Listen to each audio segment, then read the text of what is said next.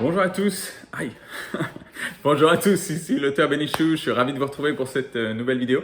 Et aujourd'hui, dans cette vidéo, je voulais répondre à une question qui m'a été posée sur le groupe des personnes que j'accompagne.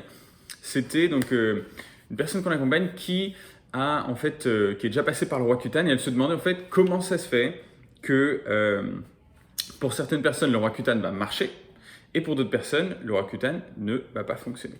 C'est-à-dire, on va peut-être avoir des résultats pendant un moment, peut-être, ou parfois pas. Et de toute façon, l'acné va revenir derrière. Alors pour répondre à ça, je pense qu'il y a quelque chose qui est très très important de comprendre, c'est qu'il y a deux facteurs, entre guillemets, enfin deux parties majeures en fait. La première, c'est de comprendre que si on a une acné qui est reliée à des paramètres physiologiques qui varient lors de l'adolescence notamment,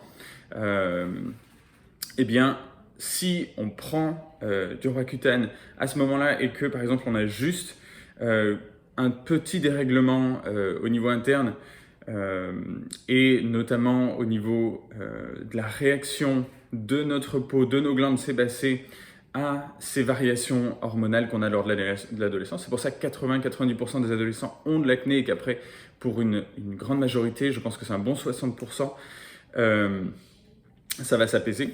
Si ces personnes-là prennent du Roaccutane à ce moment-là, ce que ça va simplement faire, c'est lors de l'adolescence où il y a ces extrasécrétions et ces extrasécrétions d'hormones qui vont du coup provoquer ces extrasécrétions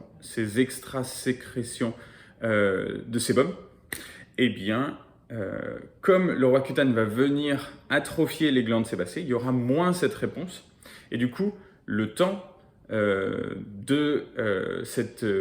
j'ai envie de dire que ce nouveau paramètre physiologique se soit mis en place, donc c'est-à-dire ces sécrétions hormonales, eh bien, la personne va être protégée, entre guillemets, puisque ses glandes sont atrophiées comme elle est en contact avec l'isotrétinoïde, la molécule du Roaccutane, du cuir acné, etc. C'est la même. Et du coup, eh bien, cette personne ne va pas avoir d'acné pendant cette période-là. Et il est possible qu'après son corps, s'il n'y avait pas de variation profonde interne, eh bien, ait un équilibre qui soit relativement OK et que soit son inflammation est bien gérée parce qu'il a des systèmes de détoxification qui sont en bon ordre, soit eh bien, il va manifester son inflammation d'une autre manière, d'accord, plutôt au niveau musculaire, au niveau de ses... au niveau peut-être de son système immunitaire à d'autres endroits, au niveau peut-être de sa thyroïde, au niveau peut-être de ses articulations, etc. D'accord? Donc ça, c'est la première chose, c'est-à-dire en cas de faible dérèglement interne, et notamment des dérèglements transitoires liés à l'adolescence, etc., c'est OK. C'est souvent pour ça que le Roaccutane fonctionne bien, en fait. Maintenant, ça, c'est 50% des gens qui prennent Roaccutane, d'accord?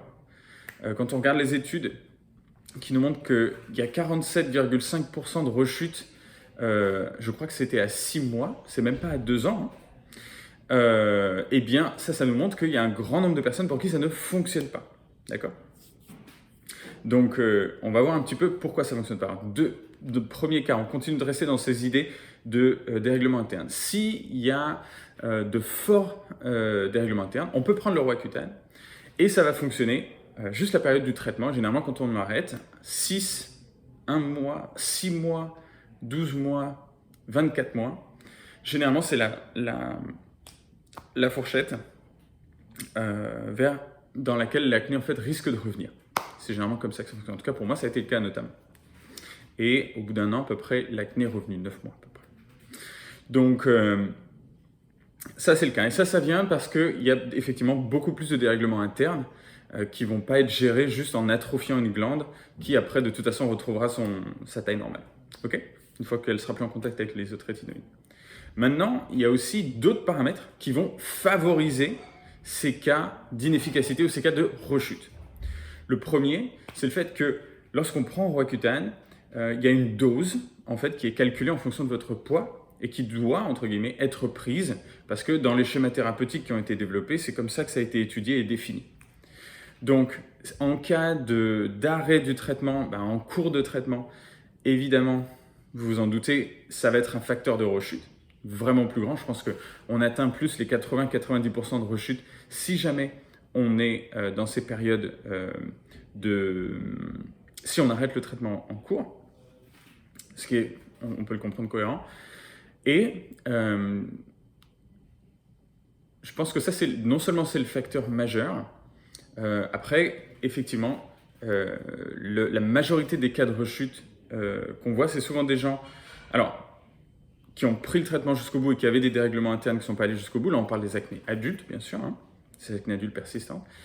Et moi, ce que j'ai beaucoup vu aussi, c'est des gens qui avaient pris Roaccutane en entier, puis décidé de le reprendre.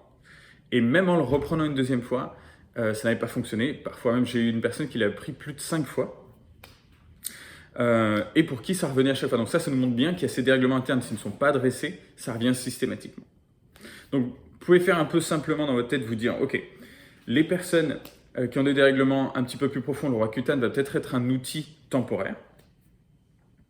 Les personnes qui sont plutôt dans l'adolescence, si elles le prennent, ça va être, elles ont, entre guillemets, une plus grande chance d'appartenir aux 60% de toutes les personnes qui ont de l'acné et pour qui ça va se passer beaucoup mieux à l'âge adulte. Même si moi, je considère que faut toujours fonctionner en se disant le but, c'est pas de croiser les doigts et d'espérer que ça passe, c'est plutôt de comprendre ce qui se passe et d'agir dessus, parce qu'il est toujours possible d'agir dessus et d'apaiser ces bouleversements internes.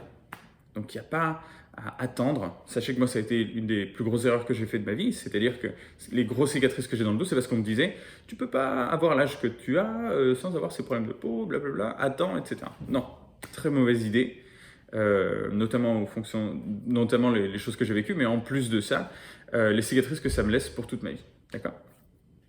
Donc, vous pouvez garder ça en tête. L'adolescence, généralement, on a beaucoup de gens qui prennent le Roaccutane, beaucoup de gens pour qui ils ont une très très bonne expérience avec, et notamment parce que, de toute façon, à l'adolescence, il y a de grandes chances qu'ils aient fait partie des personnes qui retrouvaient une peau nette en rééquilibrant ces systèmes-là. Et du coup, augmenter ses chances de rechute avec le Roaccutane, c'est de ne pas prendre la dose totale. Voilà. Donc, normalement, ça doit être clair pour vous. N'hésitez pas à me demander dans les commentaires si vous avez d'autres questions là-dessus ou d'autres questions sur d'autres médicaments. Moi, en tout cas, ce sera un plaisir de vous répondre. Si vous avez déjà fait le Roaccutane, vous avez déjà fait pas mal de choses et vous voyez que votre acné continue de revenir et surtout vous êtes à l'âge adulte, vous avez dépassé 18-19 ans et maintenant vous vous rendez compte que votre acné persiste. Dans ce cas-là, si vous avez vraiment envie de vous en débarrasser, je vous invite à regarder dans la description de cette vidéo, vous avez un webinaire qui vous explique un petit peu plus comment, en fait, quels sont les différents paramètres qui sont importants de regarder lorsqu'on a une acné adulte et quelles sont les étapes par lesquelles il est important de passer. Et pour le petit groupe de personnes qui ont vraiment envie d'aller plus loin et de vraiment comprendre son corps, se débarrasser complètement de son acné, vous verrez un petit peu comment est-ce qu'on accompagne les gens qui ont vraiment envie de le faire et qui décident que pour eux, c'est beaucoup plus important maintenant de comprendre leur corps, de se débarrasser de leur acné, pouvoir faire ce qu'ils ont envie de faire, plutôt que de continuer à tester de leur côté des choses sans y arriver, en dépensant de l'argent et en n'ayant pas de résultat. Donc, si jamais c'est quelque chose qui vous parle, vous avez les informations dans la description de cette vidéo. Dans tous les cas, si vous avez aimé cette vidéo, je vous invite à mettre un petit pouce bleu et à vous abonner à la chaîne si vous en voulez d'autres comme celle-ci. Et puis moi, je vous retrouve avec grand plaisir dans la prochaine vidéo. Bye bye.